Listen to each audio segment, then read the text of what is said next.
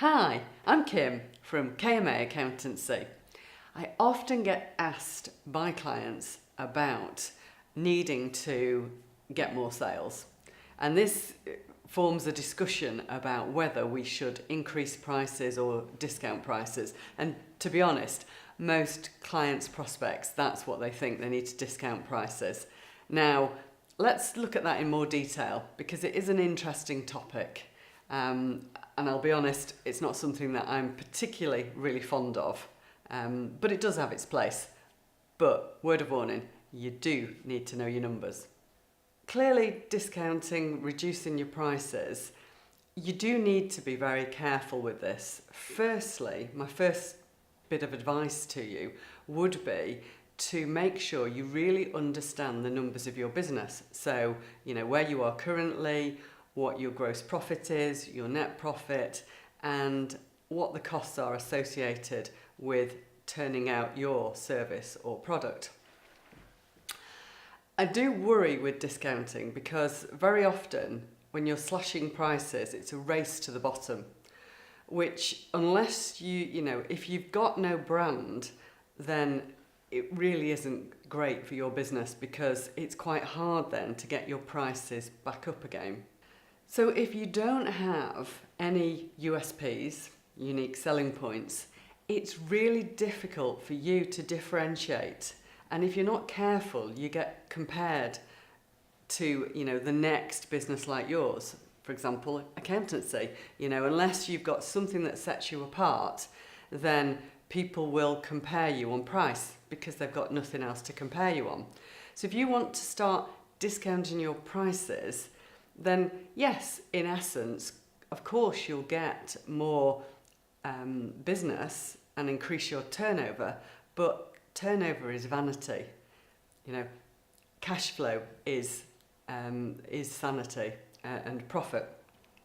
And I've got a discounting guide here, and if your business has a gross profit margin percentage of 40%. So that means, in essence, that if whatever you produce, let's say you produce this table and it's £100 and it costs you £60 to produce, then your gross profit margin is 40%.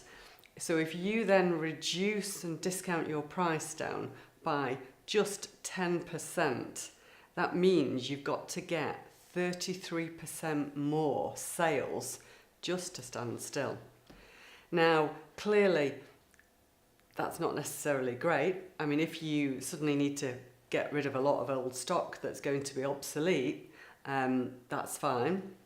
You might want to discount the price, but if you're doing it as a strategy to get more customers, then clearly it's not the greatest strategy. Equally, you put a lot of pressure on your business. Because if you're going to suddenly ramp up your sales, then you've got to be able to produce your goods or service, in this instance, the table. Now, if you're manufacturing, you've got to have the manufacturing capability, you've got to have the staff. You might end up paying overtime to meet those orders. Equally, you may need to warehouse it, you may need extra warehousing. You haven't taken into account those increased costs. And one big thing that very often happens is people in a rush to get stuff out because they've oversold effectively by discounting the price. In the rush to get it out, they make mistakes in the manufacture or the delivery of that service. So therefore the quality isn't as good. And then again, people expect the same quality. So if your quality goes off, then you've potentially lost that customer forever, and then it becomes harder and harder. So whilst there are positives, clearly you're getting out more, you're raising awareness, you're perhaps getting to people that wouldn't ordinarily buy your product or service, it's not the greatest in terms of increasing your profit.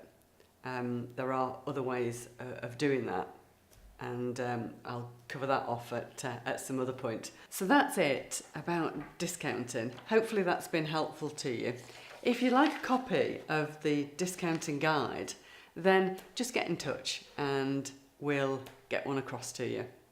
So that's it for now from Kim from KMA Accountancy.